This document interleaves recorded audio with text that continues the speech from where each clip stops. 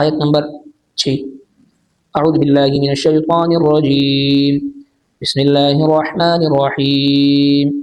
وكذلك يجتبيك ربك ويعلمك من تأويل الأحاديث ويتم نعمته عليك وعلى آل يعقوب كما أتمها على أبويك من قبل إبراهيم وإسحاق إن ربك عليم حكيم.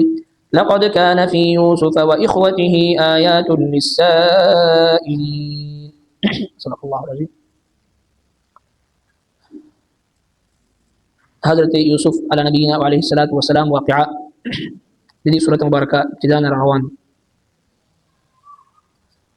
او د دې اصل شان نزول هغه دا و چې مکی مشرکانو ته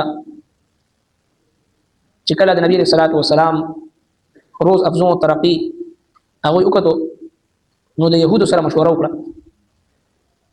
يهوديان ول دا مشوره ورکړه چې تاسو دې پیغمبر نه دا سوال وکړئ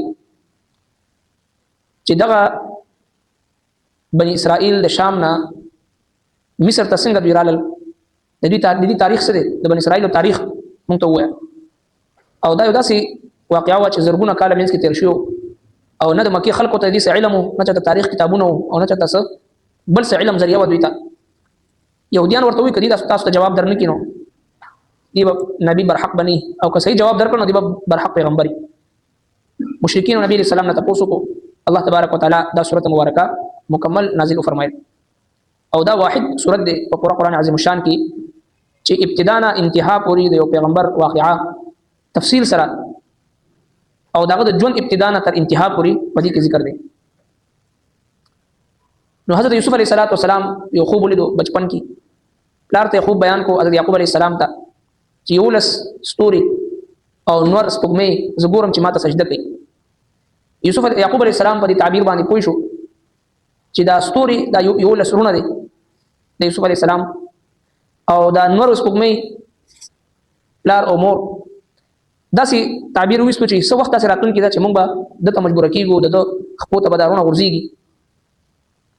ورته پلار ووي یعقوب علیه السلام چې ته خپل دا خوب د رونو سره مه شریک کوه، یعنې دوی به ستا خلاف څه داسې سازش وچلوي، تا ته به نقصان ورسوي. شیطان دا د انسان دشمن دی. اوس په دغه ځای کې مخکې یعقوب علیه السلام ورته د دې خوب راتلونکي اثرات او تعبیر ورته بیانوي چې الله رب العالمین ته غوره کړي او تا ته به الله جل شانه علم درکوي د خوبونو او دغه شانتي دا څه نوې خبره نه ده او ستا حد ذاته پورې محدود به هم نه وي، بلکې الله تبارک وتعالی به تا ته ډېر لوی نعمت هغه به درکوي. او یوازې تا ته نه د یعقوب علیه السلام چې کوم اولاد دی او ستا پلار نیکه چې هغوی ته هم الله جل شانه ورکړی، ابراهیم علیه السلام اسحاق علیه السلام هغوی ته هم ورکړو. او بیا فرمایي چې د یوسف علیه السلام په واقعه کې ډېر زیات نښې دي د سوال کوونکو دپاره.